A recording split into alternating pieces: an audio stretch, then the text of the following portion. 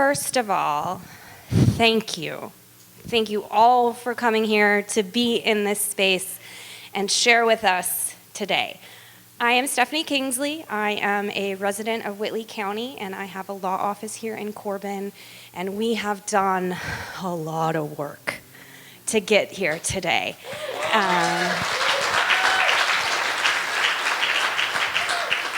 It was almost exactly 1 year ago today that Lakin and Emmy and I sat at a table in the coffee shop and decided we needed to do something for the 100-year anniversary of the expulsion of the African American rail workers from our town.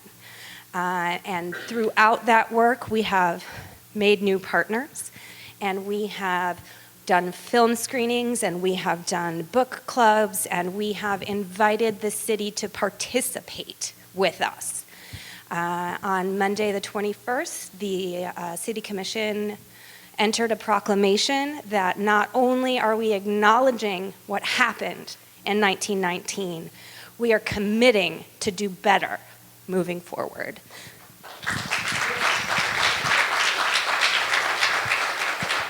And I'm very, very proud of our mayor, Susie Rasmus, who could not be here today because she is traveling with family, but know very much that she welcomes you to this space and to this town. And I'm going to turn it over to Wayne Riley, who's also going to tell you some things.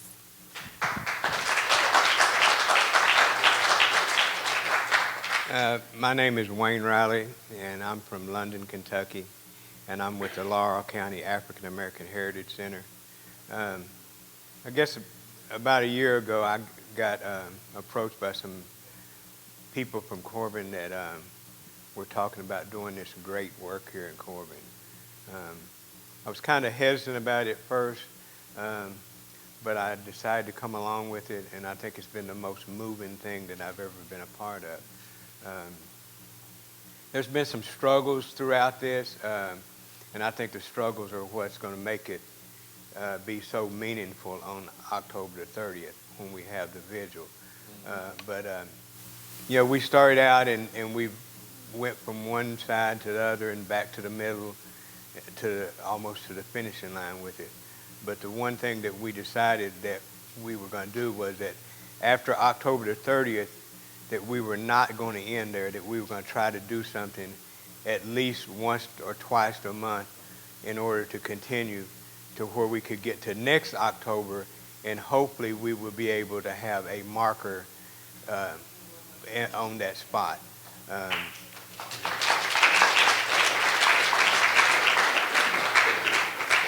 And I think you know, we talked about having the marker there this year, but this is just my own personal opinion. I don't think that Corbin is ready for that marker yet. And I always felt like that if we had that marker before we really got the people of the community to understand that we were not trying to hold anyone hostage for what happened 100 years ago, that we were just trying to commemorate what happened and say that Corbin wanted to move on. You know, I've lived in London basically all my life. I left and came back, and you know, I've heard all of the horror stories of Corbin. But the one thing that I like to always say about Corbin is that when Katrina happened, I got chose at London to greet the people that came from Katrina to London. London is headquarters for Homeland Security. And when I got there, I was so disappointed with the people of London. But I tell you, the people of Corbin stepped up that night, the churches in Corbin, and made the people really feel welcome. So I like to let people know that, because I think that there are some loving people in Corbin that do not feel the same way that the people 100 years ago felt, and that they are willing to move on.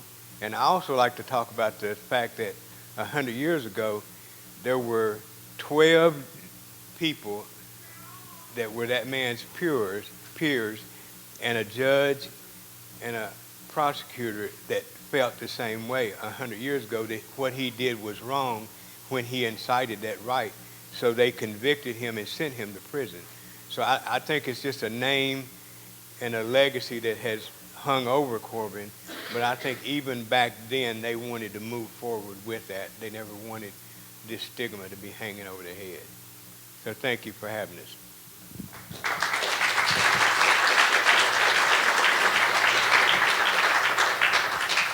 And I just wanted to say that it's the grace of the struggle that puts you all in this room, and we're very happy for all of you. And I am going to turn it over to Kevin and Lakin, who are going to introduce us to the second part of the afternoon.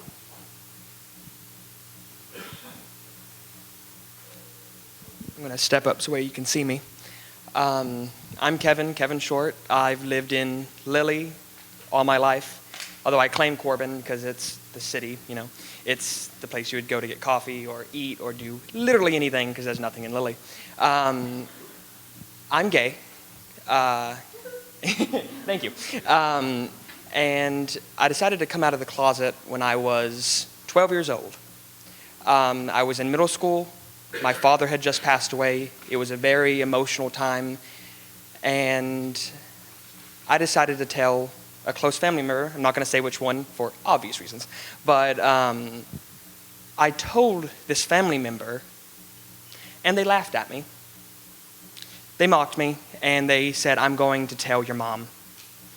And they did, and I cried. I said, it was a joke, I was joking, just, you know.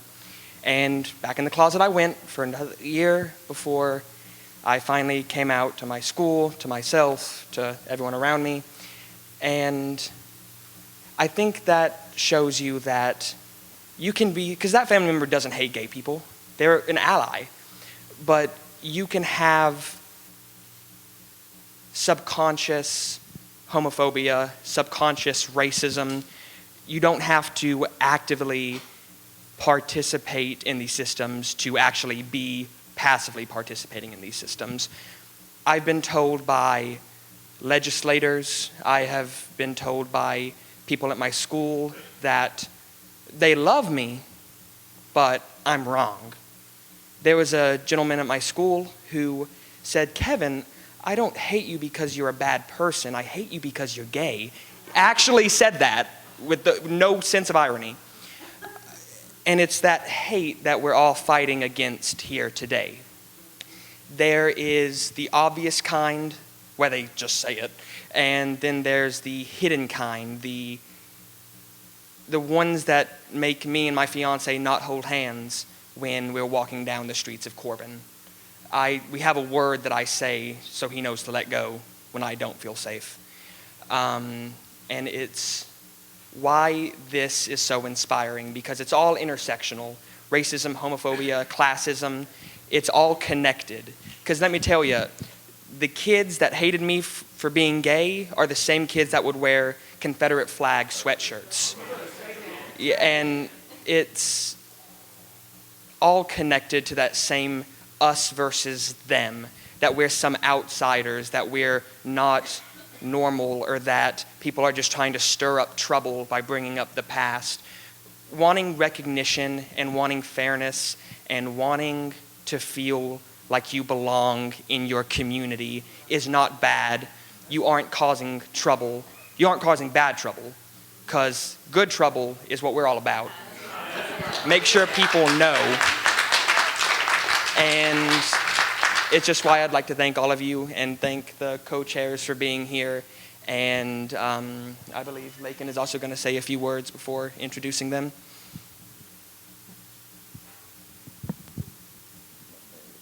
Kevin. Thank you so much. I'd also just like to add that I was an atheist before a few years ago, and social justice let me find God again. And I just think that's great. There's a card here. Okay, my name is Lakin Dillingham, and I grew up in Barberville, Kentucky. I always have to write things down a little bit because when I talk about emotional things, I always get lost. Barbersville. Barberville.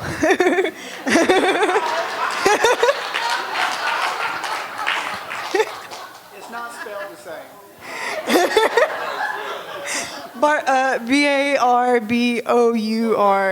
Yeah. Alright.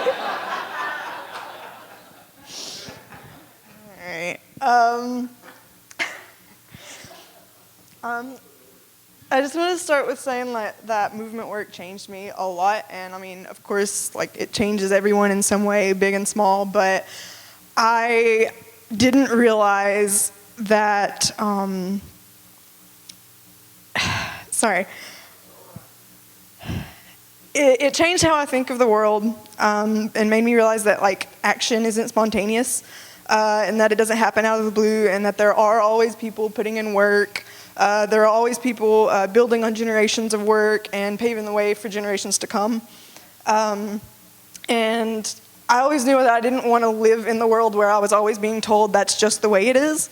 And it took finding movement spaces to give me some affirmation to really know that that wasn't true.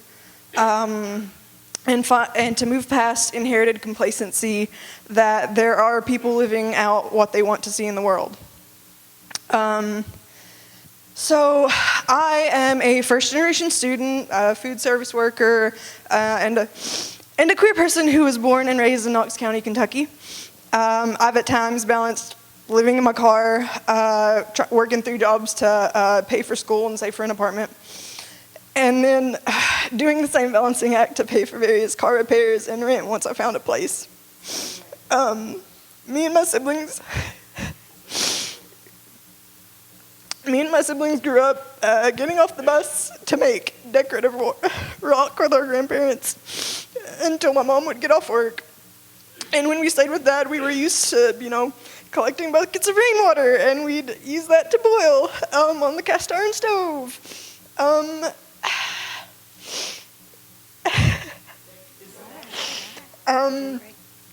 We were used to Mom's overtime and Dad's child support until a construction injury resulted in him, his recreational drug use becoming a drug addiction, and he couldn't work any longer. I was used to watching my mom walk into the grocery store, or waiting to walk into the grocery store until it was cleared out so that people wouldn't notice we had SNAP. I grew up in a conservative and majority white town, consumed with that Christian nationalist outlook. And I was forced to remain closeted due to a lifetime threat of abuse and being disowned for my identity. I also grew up hearing lessons about the kinds of kids I, a white person, should never hang out with, which, among other queer folks, included black and brown people, with a lot of emphasis about the ways they were inevitably going to hurt me, the violence that they were going to perpetrate against me. 2 years after I graduated, I met a lot of people. We got together a group for Kentuckians for the Commonwealth. We did a lot of work, but eventually I found myself applying for a organizing apprenticeship with KFDC. That lasted 6 months, and in that 6 months, I made more money than my mom made in a year, taking care of me and my siblings. My first staff meeting with KFTC was a diversity training, and that was conducted by Carolyn Taylor Shim. And we worked through a checklist of some of the microaggressions and stereotypes and discriminative assumptions that were ingrained in us, and it hit me that I wasn't welcome to use they language about racist people because racism is still deep in my heart. Getting away from my family didn't mean I was rejecting all that they were, that I wasn't still a product of their teachings. For all that we went through together, I can't mention in just a few minutes, for the ways that they kept us afloat through my entire life. They were also my heroes, and the things they taught me stuck. It wasn't until middle school when I got access to internet and was able to start understanding why some of the things they told me made me so uncomfortable. I had the understanding that I was queer and that they said cruel, untrue things about people like me, so they must be saying untrue things about other identities that they told me about. But before then, I tried to be who they told me to be. I prayed for gay people to get better. I made racist jokes. I laughed at racist jokes. I didn't defend kids bullied on the bus because I was so scared of what person they'd see me as, that they know I was queer, and if I told them to leave the kid they were spitting on and calling a fairy alone, because Christians don't help gay people unless they're gay too. And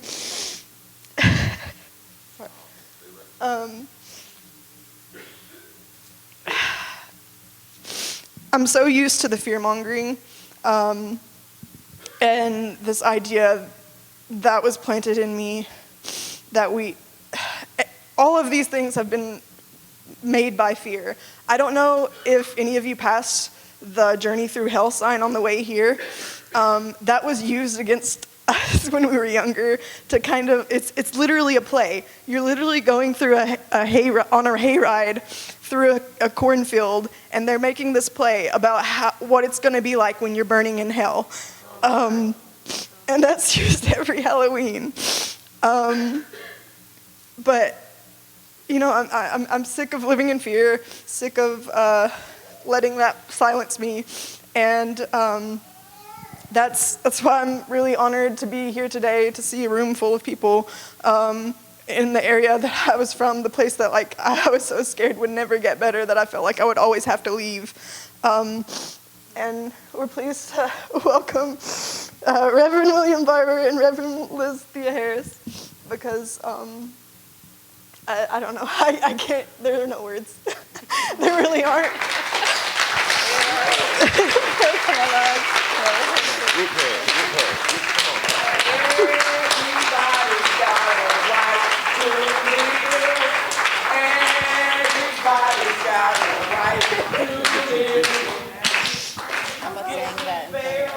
We'll all go down to jail.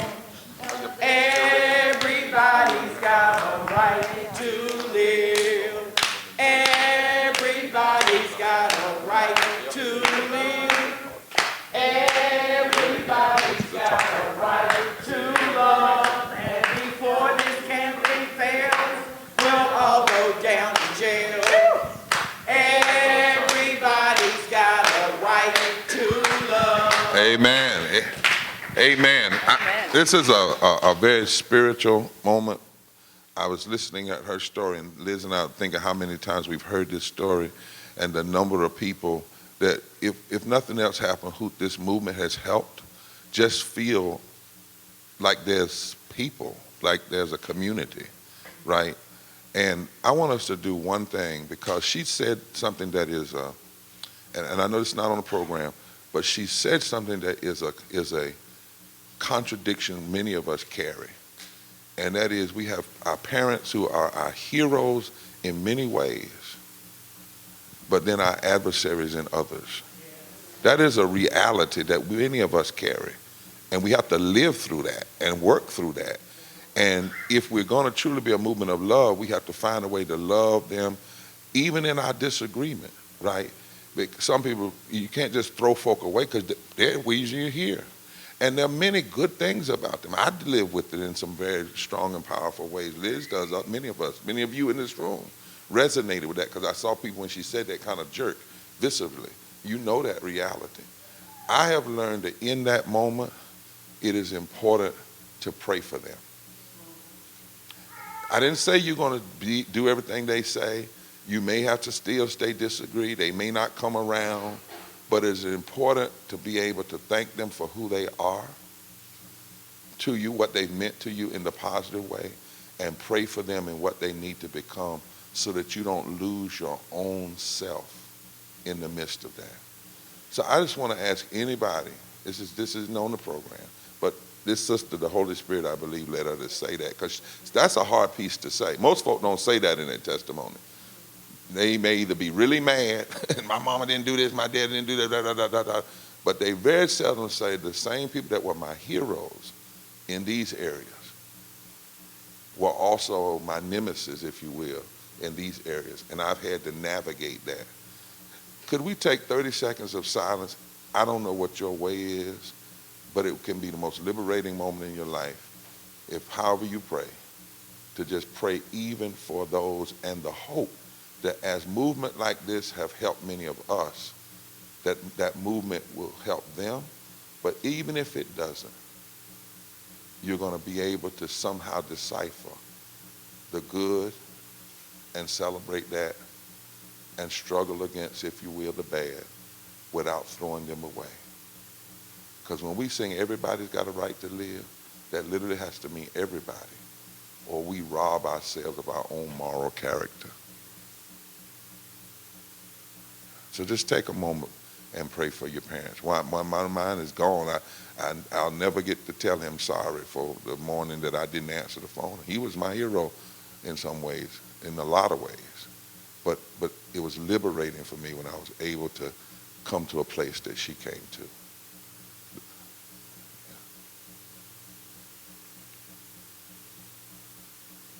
Give us, God, give us sweet divine spirit, the kind of love that is able to hold even those we struggle with.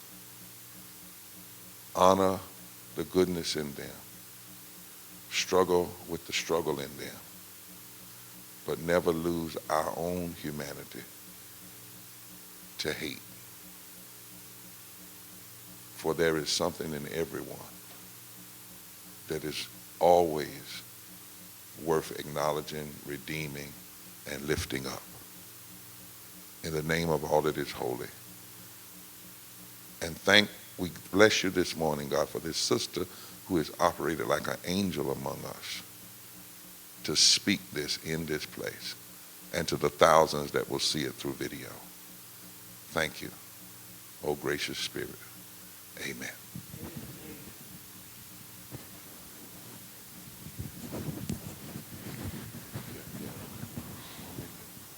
Okay. Liz, sometimes stuff like this happens, so we switch up. So I'm going to talk a little bit about the history. Can I talk a little bit about y'all's history, this history here? And then Liz is going to talk about the campaign, right? And why it is so important that, as my brother said, if you all are going to do something after the 30th or the 31st, one of the best things you could do is also do the marker, but also connect, with this movement. And I want to lay some history. I'm not going to talk pretty much about today in the movement, Pam. In the campaign. I'll let Liz do all of that. But I really took some time when I heard we were coming to Corbin. And it reminded me of the first time I went to a place called Mitchell County. And in Mitchell County, they did the same thing in 1920. They ran all of the African Americans out of town. It was a railroad town, Mitchell County, North Carolina, over an alleged crime that took place. And it's important, since we're going to raise this, that we raise the full history of that moment. And I'm going to try to do this in a way. How many of y'all are actually from Corbin, from this area, the counties around, or the counties near here? Okay, good. First of all, we love you all. I need a hug. Are you a hugger? I'm a Southern hugger. Okay, see, I'm a Southern. Because I heard that there ain't a lot of difference between mountain populism and civil rights activism when you really get down to it. There's a certain thing about, the mountains, you don't kick folk when they're down. You care about your neighbor, right? You want your neighbor to have things just like you have things. You learn how to survive. If you got some sugar and I got some flour, you share a little bit of real sugar, you share a little flour, we'll make something out of it. I mean, that's just, those principles. And there's a reason why there have been forces who've never wanted mountain populism people and civil rights African Americans. It ain't always all black folk now. Same struggle sometimes. But has never wanted the two movements to connect. There's a deep reasoning behind that. And if we understand it, as Ross Pellet says, if we get the analysis, we actually can use that analysis to understand what Liz is going to talk about and why this movement, is that Bert? Yeah, this movement that we're talking about building can't be built without you and your communities. Can't be. Can't be built if we don't hear these voices on the stage. in Washington, D.C. later. How many of y'all know a little bit about the Bible, just a teeny bit? See, that same thing. If I was down south and read the same thing, right? Well, if you know a little bit about the Bible, you will know that Jesus' first sermon in his hometown of Corbin. I mean, really, because Nazareth would have been like Corbin, right? Nazareth would have been like Corbin. 62% of the folk in this county are poor and low wealth. The same was true in Nazareth, or more. And Jesus gets up and he starts talking about people coming together. He starts talking about, he says, the Spirit of the Lord is upon me to preach good news to the poor. That word patokos means those who've been made poor because the jobs have left. The government policies have created poverty. They've been abandoned by the economic. That's what that literally means in Greek, patokos. He says, the Spirit of the Lord is upon me to preach good news to the poor, healing to the brokenhearted, recovery of sight to the blind, liberty to them that are bruised, release to the captives, those who've been captive in various ways. And then he says, and to declare the acceptable year, or to declare the year of accepting everybody. That's what he said. And the Bible says that day they expelled him from the community. Am I right, Leah? That day they claimed he was a criminal, and they got everybody they could that was following him and would have killed him that day. And it was done by the political and religious forces. If you read the 4th chapter of Luke, you find that Jesus, just like 100 years ago here, was expelled when he talked about the coming together. It is important, before we even talk about what happened in Corbin, that we understand what was going on in 1919. Because in around 1914, a president was elected named Woodrow Wilson. He was very erudite. He was a former president of Princeton in New Jersey, but he's very racist. And when he became president, the first thing he did was played a movie called The Birth of the Nations that celebrated the Klan and celebrated racists and said that they were the real saviors of this democracy, particularly when they broke up the alliances of black and white people working together post the end of the Civil War. And he showed that to all of his staff people and his administration and said, this is real history. This is the history. And by 1919, he's getting ready to go into his second term. In 1919, a statue was commissioned to honor the Confederacy. But it wasn't to honor the Confederacy, it was to honor the return of white supremacy to policies, because by 1919, all of the gains of the 1800s, post-1865, had been won. All of the alliances, most of them, not all, between black and white people had been destroyed. And this statue is put up in Charlottesville, Virginia, the same statue that a few years ago, supremacists marched around, and a young white girl was killed, looked kind of like my sister. She was killed. And people keep wondering, why did they march around that statue? Because that statue was not so much a symbol about what happened in the 1800s.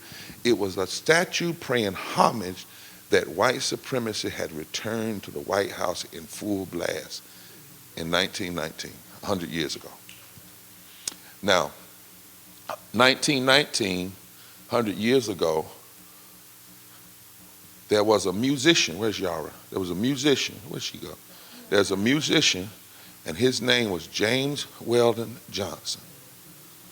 James Weldon Johnson wrote the song, Lift Every Voice and Sing, that became an anthem of the Civil Rights Movement, not a hymn, the anthem, not an anthem, a hymn, the hymn of the same Civil Rights Movement, and it was meant to be sung on Lincoln's birthday by children. James Weldon Johnson was also the executive of the NAACP that in 1919 looked like this room. Look around, sir. The NAACP in 1919 looked like this room more than it looked like an all-black room. The early leader was white, a white social worker from New York. The early chairs were white. It was Jews, whites, Christians, Muslims, maybe not Muslim, Jews, white, Christians, at that particular time. And he dubbed 1919 Red Summer. Red Summer. That's why we got to know where some of these colors come from politically. And Red Summer was marked by hundreds of deaths in the United States that summer, not just in Corbin. Corbin kind of was mild because it expelled.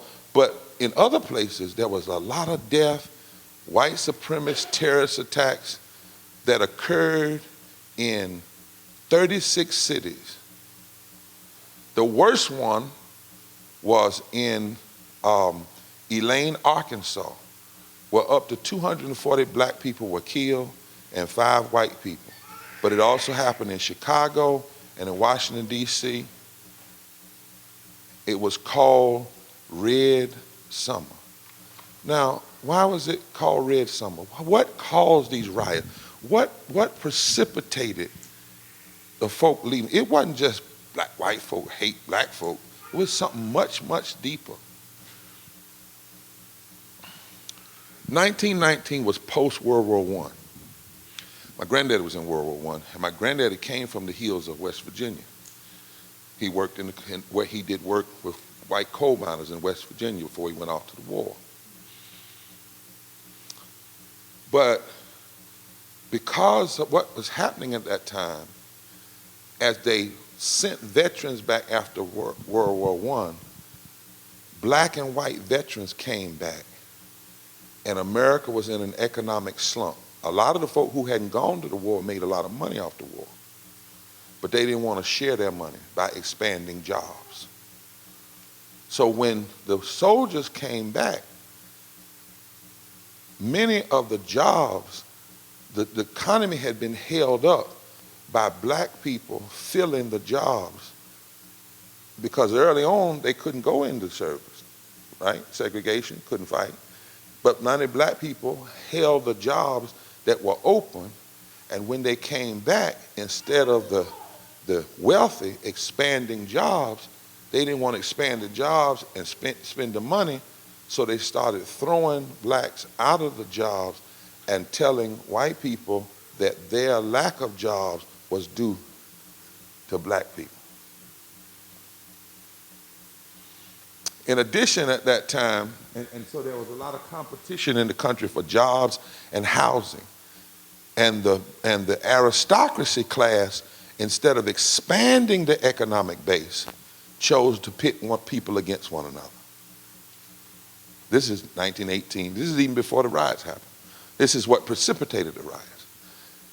Now, the other thing that happened is there had been a shutdown of European immigration during the war, which is why many African Americans took the jobs, because just like there was a shutdown, immigration, we put up a European wall at that time. This stuff ain't new.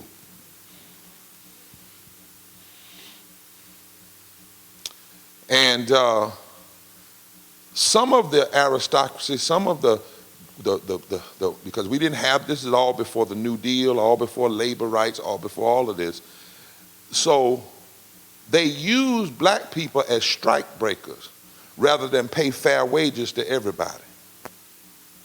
And that increased resentment among working class and poor whites, because they were taught your problem is them, when actually them wasn't the problem. And probably the black folk didn't want to be strike breakers, but they had to eat. And they were thrown out of the other jobs. So when the white brothers and sisters were striking to get better wages, it should have been black and white people striking together for better wages. But the aristocracy deliberately created division and pit people against each other along racial lines. The second thing they did, and by the way, by 1919, 500,000 African Americans had immigrated from the southern United States to the industrial cities to help fill up all the jobs that were open because of all of the white brothers and sisters who had gone to war. The other thing that happened was there was this so-called scare about communism because of what happened with the revolution in Russia, or what would soon become. And there was this fear. Now the revolution in its beginning was about fair wages and treatment of folk. It wasn't so much, and here it wasn't even named communism at first. But they sowed division and said that black folk who were coming back from the war, and they were saying, we're not going to fight for a country and give first-class blood and get second-class citizenship, that their new press for equal rights was communism. And that you better not let these black folk get equal rights because it's going to push you out of your job. When it wasn't the black poor whites and poor blacks that were the real enemy. They weren't each other's enemy. They were played against each other. Woodrow Wilson actually said this: the American Negro returning from abroad would be our greatest medium in conveying Bolshevism to America. He said that the black soldiers, if they're not stopped, they're not killed, if they're not put down, they're going to bring Bolshevism, quote unquote, socialism, communism, to America. And that was used to scare white workers and poor folk. Now, George Edmund Haynes, who was an educator and director of Negro economics at that time, said the return of the Negro soldier to civil life is one of the most delicate and difficult questions confronting the nation. One black veteran wrote a letter to the editor of the Chicago Daily News saying, we are now men and world men, if you please, and their possibilities for direction, guidance, honest use, and power is limitless. W.B. Du Bois said, by the God of heaven, we are cowards, this is harsh language, and jackasses, if now that the war is over, we do not marshal every ounce of our brain and brawn to fight a sterner, longer, more unbending battle against the forces of hell in our own land. And by the forces of hell, he meant the forces of greed and the forces of racism. And those who were at the top, wealthy and racist, feared white people striking for jobs and wages, and black people fighting for civil rights uniting. They feared it in Illinois, they feared it in Kentucky, they feared it in New York, they feared it all over the South.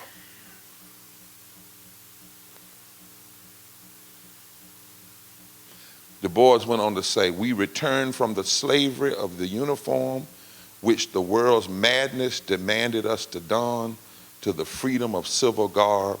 We stand again to look America squarely in the face and call a spade a spade. We sing this country of ours, despite all its better souls have done and dreamed, is yet a shameful land. We return fighting. And the fear, what's your name? Chris, come in. The fear in 1919 that was being pushed by the president of the country. I'm just talking about what I'm talking about.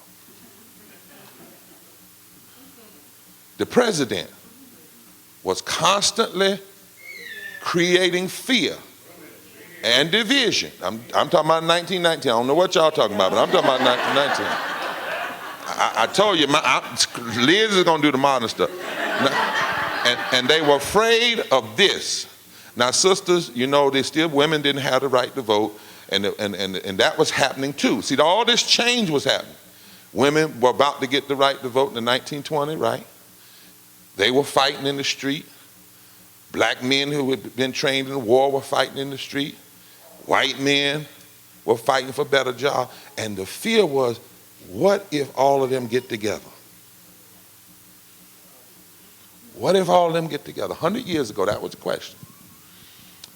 And so the riots came about to ensure, many times, that was the goal. Now, the excuse would always be some black person did something bad. Like in Corbin, October 29th, they said they robbed and stabbed AFT. And even if it was black people that did that, it wasn't all of them.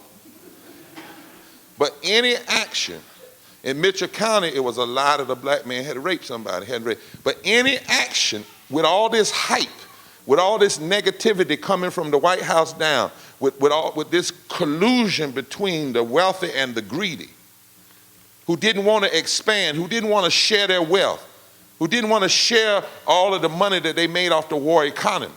With white folk either. They didn't want to share with anybody. So they didn't want to expand the base. So then, what they did was they created a division. And anytime there was an action, or even if they could create a lie, they would sow that lie in the community. You heard him say, he heard it, and she heard it, right? They're going to hurt you. And it would spark. But the spark grew up out of the economic struggles. Somebody with me? Because they didn't want me and Bert and him and Pam and Liz and Roz, all these different folk getting together talking about transformation. And so in 1919, 200 men, women, and children, they marched them to that train station and herded them into these rail cars, and they swore and said, by God, we're going to run all Negroes, and that's the easy way, out of this town tonight. All of this, out of this town tonight. So Corbin ends up being known as the home of Colonel Sanders, but also the home of the race riots. But you miss it if you just think it was isolated. And you miss it if you say, we're going to remember what happened and move forward without understanding that a lot of the elements that were going on in 1919 are being used today. The fires are being stoked again today.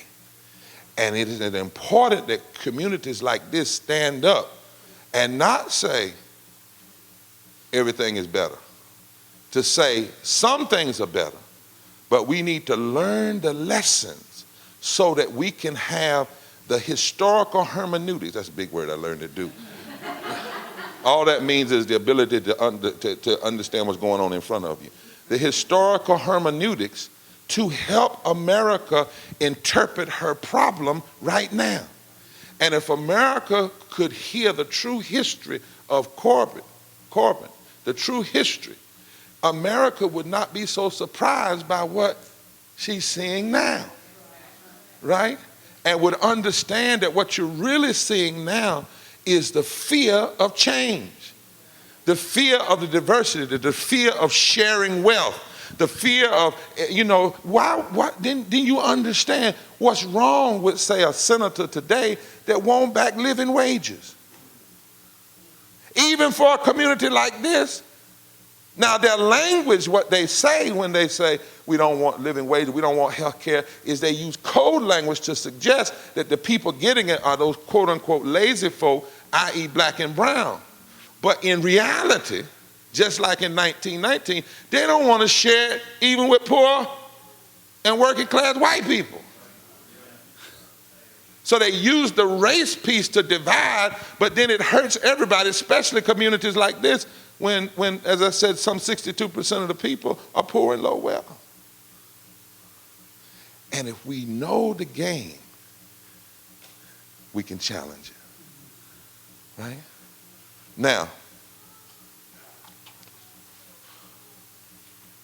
I want to read this last person, and Liz, you can take it. Here are the things. Remember this. The war was over. They wanted to take those jobs from blacks and give them to whites rather than expand the economic base so that everybody could be employed. They didn't want to spend part of their wealth, not all of it. They wanted to hold all the wealth, which was what drove this country into the Great Depression. There were claims, racist claims, that blacks were communists and that black men coming back were dangerous and they would rape the women and they would hurt the children if we didn't put them down. And that's what led to the Red Scare summer of 1919. And that's what created what happened right here in Corbin. The businesses were so greedy that they kept money worked for by the workers, gave them hardly anything, and they overturned price controls and let the prices go crazy, which is what drove this country into inflation and then into a depression. But it was all rooted on this fear of rooms like this, all of us being together, fighting for the poor, the brokenhearted, the bruised, the sick, and all the people that's been made to feel unaccepted. Now, last thing. Dr. King, in 1965, wrote this, and he spoke this in Alabama, and I'm so bothered most of the time, Liz and I talk about it all the time, that this speech is not read. We talk too much about, every time people have a King thing, what do I have a dream? Like that was all the man ever said.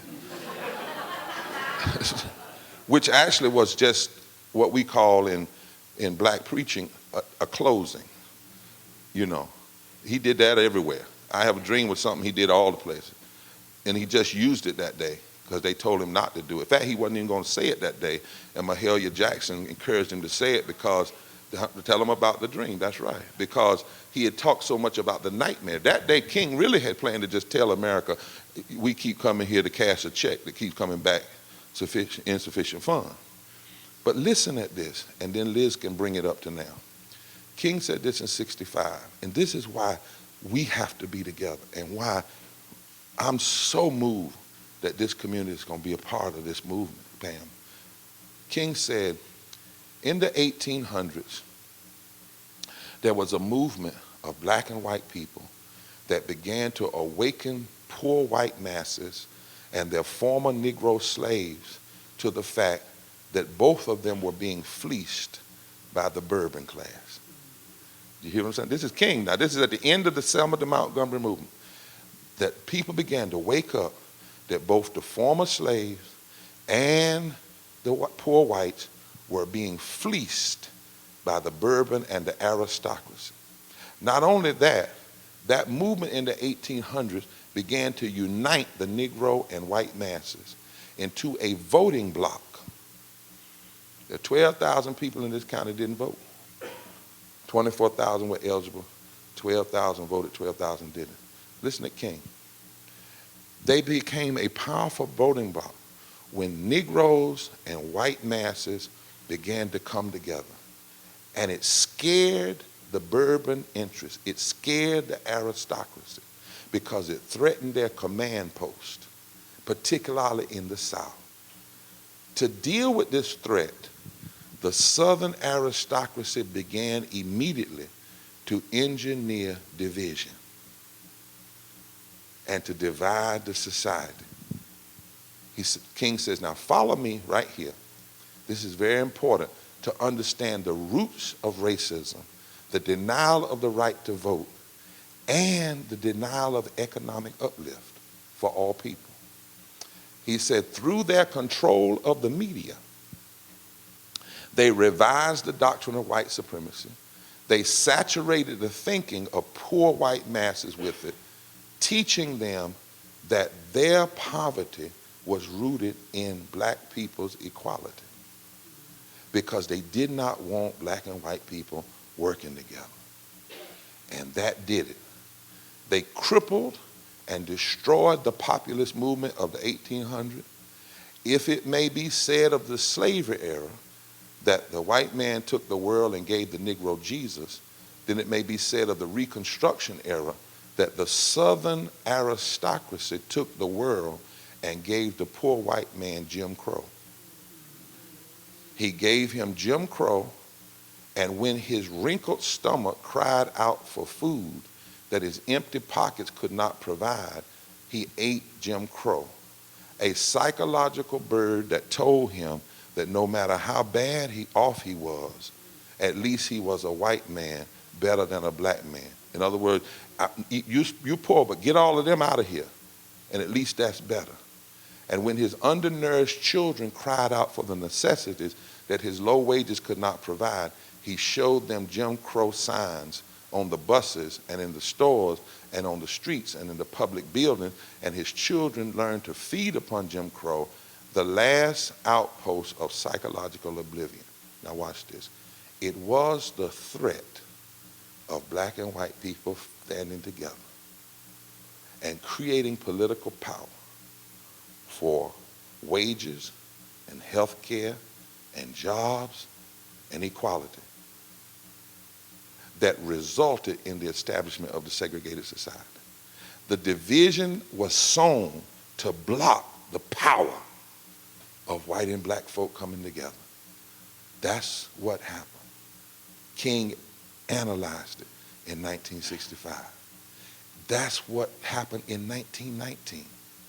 It wasn't just that somebody said, I don't like her. Racism was created in order to give a rationale for economic injustice.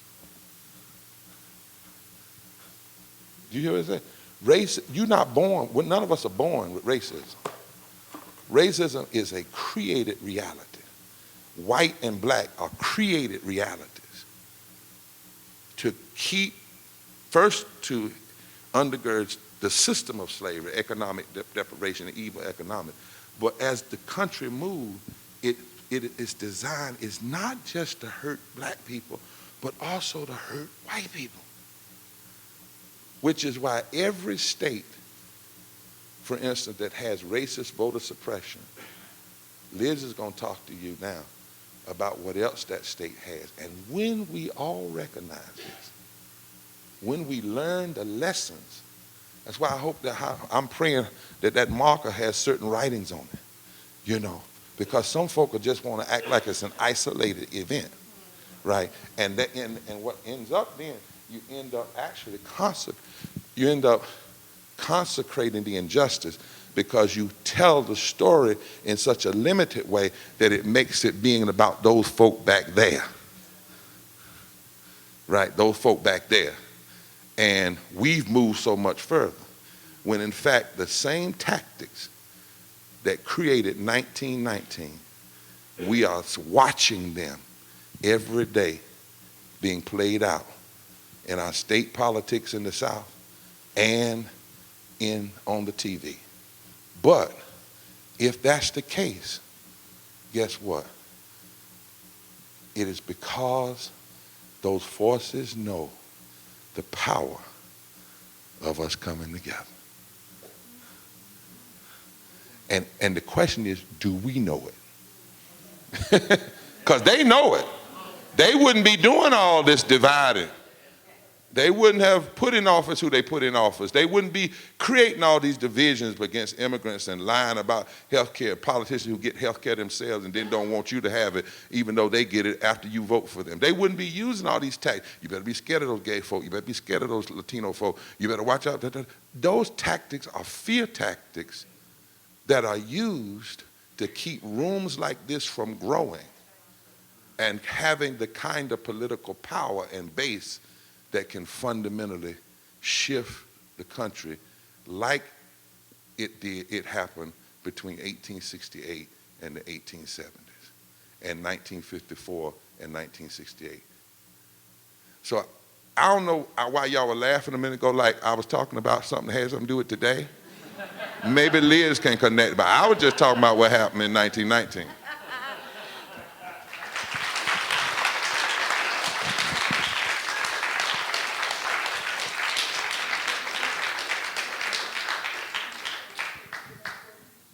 So good afternoon. I'm just so appreciative of understanding history and the lessons from it, so we know how to chart our course today. After Lakin shared, I was feeling too emotional, so I said to Reverend Barber, I can't.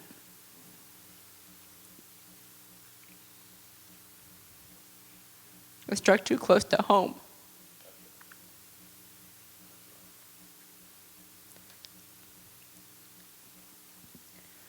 And having an understanding of where those divisions come from, of where those racist ideas and who benefits from them come from,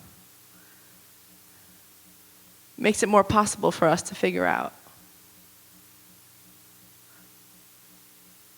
how we're going to tear them down.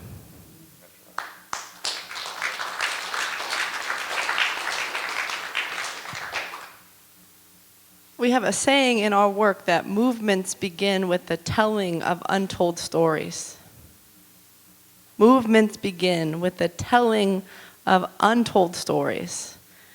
And the stories were heard of people's own lives and how injustice has intersected, interlocked in our lives.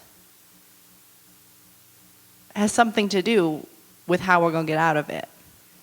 So I am a granddaughter of immigrants. On my mom's side, I am 100% Armenian. My relatives fled genocide, death marches, rape, only to come to the United States and then petition the Supreme Court to be considered white. Because they knew if they could have the law deem them white, a lot more came with it. They were willing to forget the suffering, push it back, just so they could allow other people to suffer. And the stories I was hearing, I've experienced homelessness. I've gone years without health care.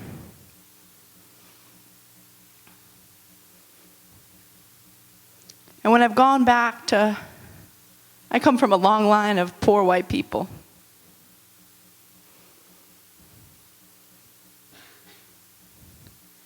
And those same folk have believed the lies that they're better than someone from a different race, from a different background,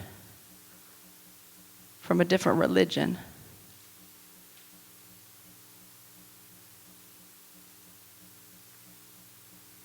So the history that we just heard is liberating to me. I can reject the racism of my family. But we can only truly overcome racism if we figure out how we come together. And that means bringing my family. Challenge them all along the way, but bringing them into the struggle.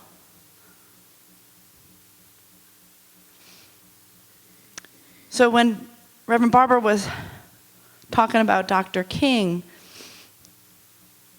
another passage from him that has become a a key piece of strategy in our work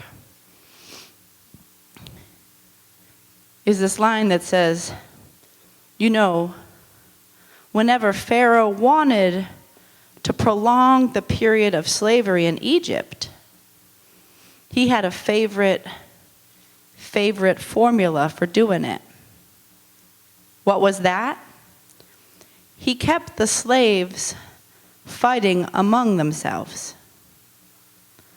But whenever the slaves get together, something happens in Pharaoh's court, and he cannot hold the slaves in slavery. When the slaves get together, that's the beginning of getting out of slavery. Dr. King, other folks in history have analyzed how we got to where we are, and then proposed that the only way we get out of it is if we undo that strategy. So that's why in 67 and 68 he proposed, and in 2017 and 2018 we took up the work of uniting those who are most impacted into a powerful force that can take on the injustices that we're all facing. So as Reverend Barber was saying, in this campaign we often start with the problem of systemic racism. In the United States of America, if you don't start with the problem of systemic racism, you're not going to come up with a solution to any of its problems. We have the genocide of the Native American people. We have 400 years since the first African slaves were brought to this country. We have to start with systemic racism. And when we do so in a policy way, we find exactly what Dr. Barber was talking about, that the same states that have enacted racist voter suppression laws, the same states that have used racist gerrymandering, racist mass incarceration, racist anti-immigrant policies, racist mistreatment of indigenous peoples, are the same states that bring people into office through that voter suppression, that then pass policies that impact poor people, impacted people of all races. So in the 23 states that have enacted racist voter suppression, you find the states that have the highest poverty, the highest child poverty, the highest black poverty, and the highest white poverty. In those states, you find the least protections for LGBTQ people. You find the states with the lowest wages and the most fight back by the legislator to not let people raise those wages. You find the states that either haven't expanded Medicaid and are not going to, or if they do have a little bit of Medicaid expansion, they still have the highest number of people without health care. So what we have found is that if you don't take on these problems in an interlocking way, we may not be able to solve them. So the Poor People's Campaign, a national call for moral revival, sees that the Achilles heel, the weak point of a system that promotes systemic racism, poverty, ecological devastation, militarism in the war economy, and this false moral narrative is uniting the impacted. In the words of Dr. Barber, the rejected have to lead the revival. So the same places also, because I really appreciated this point, where it was the movement that brought you back into the church or some spiritual place. Because what's also interesting when we look at those maps of the states that have passed racist voter suppression laws and have the highest poverty and have the least health care and have the lowest wages and have the least environmental protections and have the most military spending, but also the greatest number of poor and homeless veterans, are also the states that have the greatest number of people who identify themselves as evangelical Christians. So that should feel, especially for anyone that, raised their hand and said they knew the Bible a little bit, that should feel pretty uncomfortable. And it shows a reality that has also happened throughout history, which is that we have a battle of theology going on, where you can take Kentucky that has a lot of churches, and you can have the same state have a lot of poor people. Even though there are more than 2,000 passages in that Bible that are about preaching good news to the poor. So that contradiction should come out. That there's been a slaveholder religion, like our colleague Jonathan Wilson Hartgrove calls it, that has basically taken over what's at the heart and center of our Bible and our sacred traditions. So we should be bothered by the fact that there's a high number of Protestant evangelicals who are living in the states that have the worst poverty and the most racism. But we should also see that there's a hope there. There's a hope there because what's really in that good book is about uniting people across race and geography and issue into a powerful movement that can turn everything around.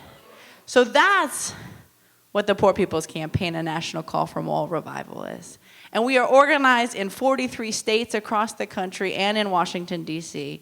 In 2018, we pulled off the largest and most expansive wave of nonviolent civil disobedience in 40 state capitals and in Washington, D.C. that has ever happened in the history of this country. That's right. There are coordinating committees made up of impacted people, of moral leaders, of advocates and activists, made up of amazing, strong organizations like Kentuckians for the Commonwealth.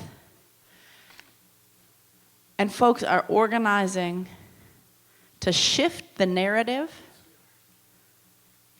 to shift a narrative that blames poor people, blames immigrants, blames people of color for all of society's problems, that tries to pit us against each other, just like the pitting we've been talking about that's happened here in Corbin and happened in my community in Milwaukee and happened in communities all across the country.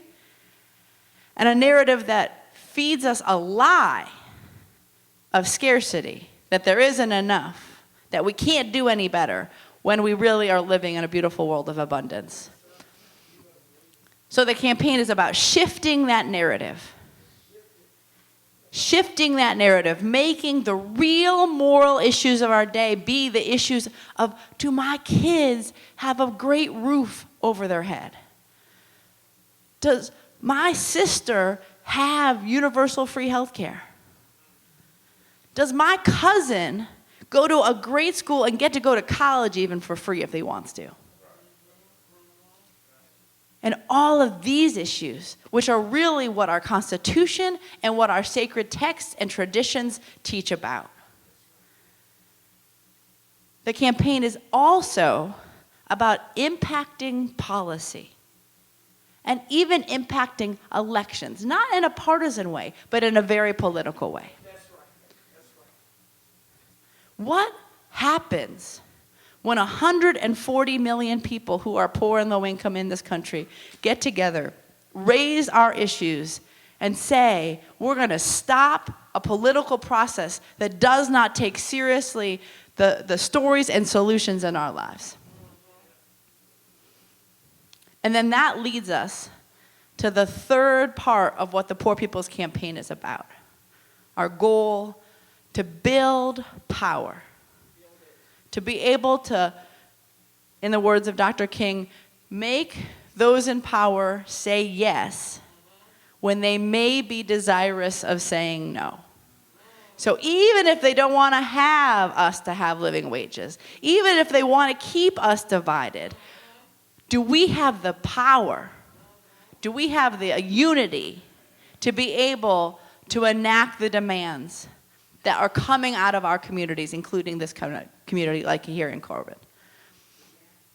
So what we're doing now, and why we're on this We Must Do More tour, more mobilizing, organizing, registering, and educating people for a movement that votes, is that we're getting ready for 2020. We're getting ready for the mass Poor People's Assembly and Moral March on Washington. It's going to be on June 20th, 2020. And when all y'all come, because at least a bus is going to be coming from Corbin, maybe 5. But when all y'all come, who's going to be on the stage are folks like Lakin. In fact, we've just recruited you if you're willing. To be able to tell the stories of what people are facing and the solutions that we have to those stories. Solutions like coming together across racial lines. Solutions like universal single-payer health care. Solutions like equal pay for equal work. Solutions like, the restoration and expansion of the Voting Rights Act. So we are really honored to be here, to be a part of the history here in Corbin, to connect up with powerful community leaders, and to say this is not just ships passing in the night. This isn't just an isolated event where we get to hear a little bit about the history here and then go on to the next place. But where we're building a powerful movement. And as Dr. King says, when the slaves get together, that's the beginning of ending slavery.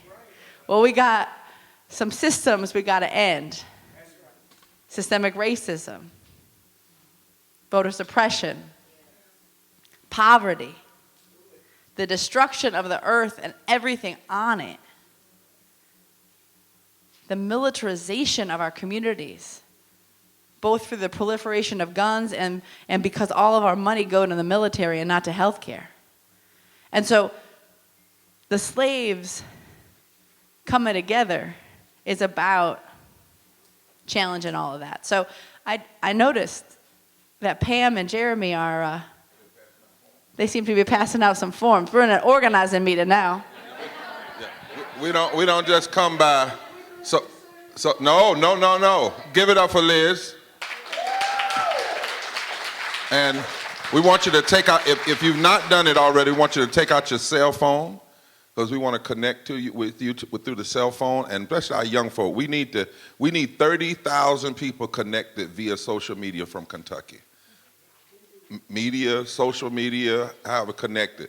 So on your cell phone, text M-O-R-A-L, text the word M-O-R-A-L to 90975 and watch what happens. Text M-O-R-A-L to 90975 and hit the button. And if something happens, say, it happened. Did it happen? So now you are connected, and we want you to share that with everybody, even people who may not say, I don't agree with everything. We don't have a purist rule in the Poor People's Campaign. There are folk that are still struggling with some pieces, but they're willing to struggle.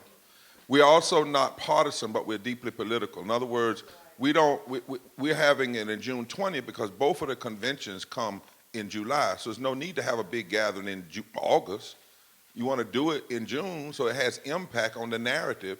It speaks to both sides of the aisle. Whenever we do things, we invite both sides, whether they come or not, because we believe that this is time for moral imagination. Some things are not left and right, they're right versus wrong. And you'd be amazed at people that are beginning to see that because folk are hurting. We also know that last three things, right here in Kentucky, every politician in Kentucky knows, especially statewide, that the real margin of victory lies in the number of poor and low-wealth people who are not voting. There are more poor and low-wealth people in this state than voted in any election. And and we're doing a study, it's going to come out in probably February, that's going to show what 2% mobilization will look like if you get 2% more of poor and low-wealth people in a county. Just 2%, not 22.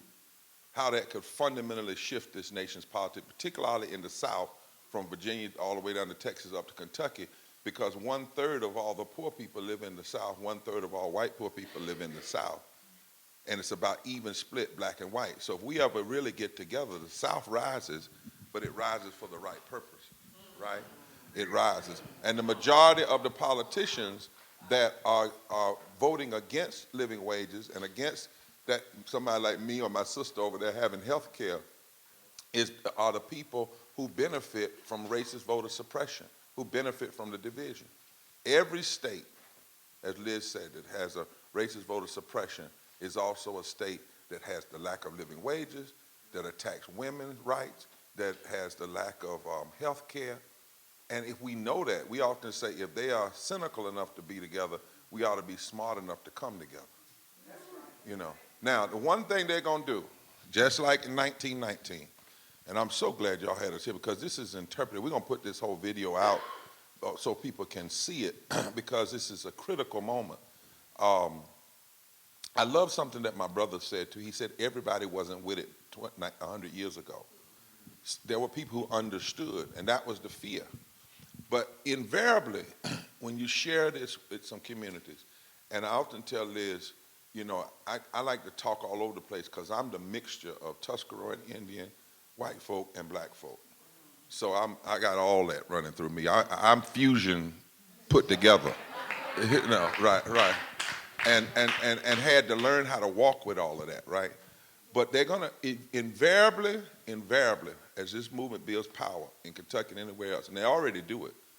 And remember, this is an organism, not an organization. We're not asking anybody to leave their organization. We want every organization, but there are times we have to find a few things we can do together that helps everybody.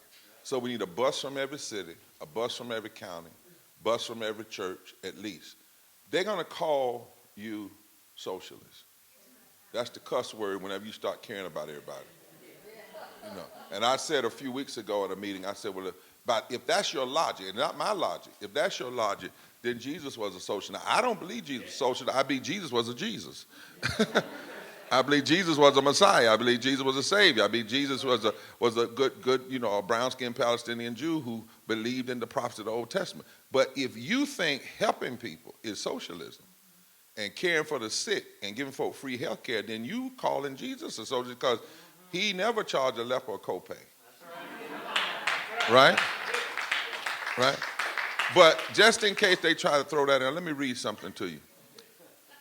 His attacks on Anglo-Irish conservative writer Edmund Burke led to a trial and conviction.